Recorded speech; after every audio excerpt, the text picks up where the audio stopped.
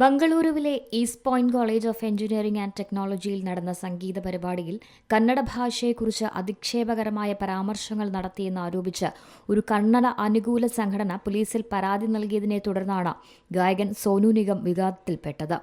സോനു നിഗത്തിന്റെ പരാമർശങ്ങൾ കന്നഡ സമൂഹത്തിന്റെ വികാരങ്ങളെ വല്ലാതെ വ്രണപ്പെടുത്തുന്നുവെന്നും ഭാഷാപരമായ സംഘർഷം സൃഷ്ടിക്കാൻ സാധ്യതയുണ്ടെന്നും ആരോപിച്ച് കർണാടക രക്ഷണാ വേദികെ ബംഗളൂരു ജില്ലാ യൂണിറ്റ് പ്രസിഡന്റ് ധർമ്മരാജാണ് പരാതി നൽകിയത്.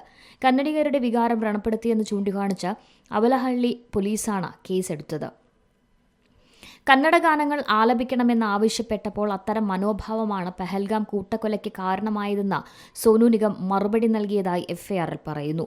ജനവിഭാഗങ്ങൾക്കിടയിൽ ശത്രുത വളർത്തൽ, അപകീർത്തിപ്പെടുത്തൽ, മതപരമോ ഭാഷാപരമോ ആയ വികാരങ്ങൾ വ്രണപ്പെടുത്തൽ തുടങ്ങിയ വകുപ്പുകൾ പ്രകാരമാണ് എഫ്ഐആർ രജിസ്റ്റർ ചെയ്തിരിക്കുന്നത്. National desk C Malayalam news. ഏറ്റവും പുതിയ വാർത്തകളും വിശേഷങ്ങളും വിരൽ തുമ്പിലറിയാൻ സി മലയാളം ന്യൂസ് എല്ലാ ഡിജിറ്റൽ പ്ലാറ്റ്ഫോമുകളിലും ലഭ്യം.